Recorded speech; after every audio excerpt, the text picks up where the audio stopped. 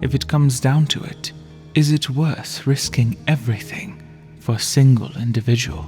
Got something on your mind, do you? He turns to the Jedi, who may provide some clarity on the matter. The Jedi, with their damnable sense of overcaution, would tell you love is something to avoid.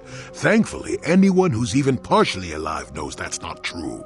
Jolee's beliefs were put in question during the Exar Kun Wars, which took place years before Revan was born. Exar was a Jedi who was corrupted by ghosts of the old Sith, or so they say. He attempted to conquer the Republic and create a new golden age of the Sith. A Sith believes he commands the Force, but it is the dark side who commands him. You know this. At the time, the beliefs of many Jedi were put in question, but his were tested when a woman entered his life, whom he met shortly before Exar Kun began his conquest. My wife's name was Nayama. Upon meeting her, I knew right away that she was strong in the Force. Nayama was a marvel of a woman. Fiery, determined, smart. Oh, and that body. Well, yes, that. Needless to say, I eventually won her over. At any rate, I wanted to train her in the Jedi way. The Council refused my request, naturally. I was still a Padawan at the time. The problem with self-righteous folk is they think they're more right than everyone else. Easy to say now. At the time, I just thought I was right. Nayama was intrigued by the idea of becoming a Jedi. She liked the idea of power too much, perhaps, but I certainly didn't see that at the time. I believed in her and trained her in secret. I ignored her willful nature. I loved her too much to see fault in her, and she loved me too. I know she did. At the time, our love was a shared bliss, better than anything I had known before or since. And then something happened that would spark a division between the two. Exar Kun is what happened. Nayama was inspired by Exar's promises of a new golden age. She wanted to join him. She came to me, pleading with me to throw aside what she called the decrepit trappings of the Jedi, to join her in Exar's war. I had trained her myself. I loved her. I pleaded with her to reconsider, to think about what she was doing, to think about what she would become. She would have none of it. Finally, in frustration, she attacked me. She drew her lightsaber and attempted to strike me down. It was a scene being repeated everywhere throughout the galaxy.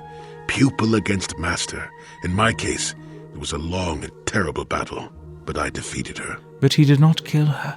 No, I had her at my mercy, disarmed and defenseless. She looked up at me and she knew. She knew I couldn't do it, but I should have. Sometimes I convince myself otherwise, but it's no use. She had fallen to the dark side when she raised her saber against me. I've played that instant in my head so many times. Sometimes I convince myself that I couldn't have done otherwise, that I couldn't have seen that she had truly fallen to the dark side. But yes, I was a fool, and I let her go. To my shame, she went on to kill many Jedi during the war until she herself was slain in the final battle. I grieved for her death, inevitable as it was, even as the Jedi Council put me on trial for my actions once the war was over. I had trained Nayama against their wishes. I had failed to kill her when I had the chance, and she went on to kill others. It would only make sense that a Padawan in such circumstances would be punished by the Order, at the very least exiled, for causing the deaths of other Jedi as a result of his own self-righteousness. Of course I deserved to be punished. They found me innocent, even though I deserved every punishment and more. They let me go. Mitigating circumstances, they said. I deserved compassion, they said. That was when the Jedi left me. That was when they failed me. They may have been able to forgive me. I could never forgive myself. In the end, with such terrible consequences in mind, is it still possible to believe that love is worth the risk? Yes, I do, I suppose. Does that surprise you? It is all so long ago, lost in the winds, I suppose.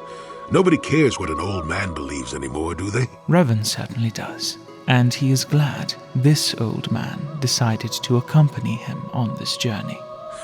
I'm rather glad I came too, really. You're a fine young lad. I hope things turn out well for you. Now then, I've chatted enough for one lifetime. Let's get this show on the road, shall we?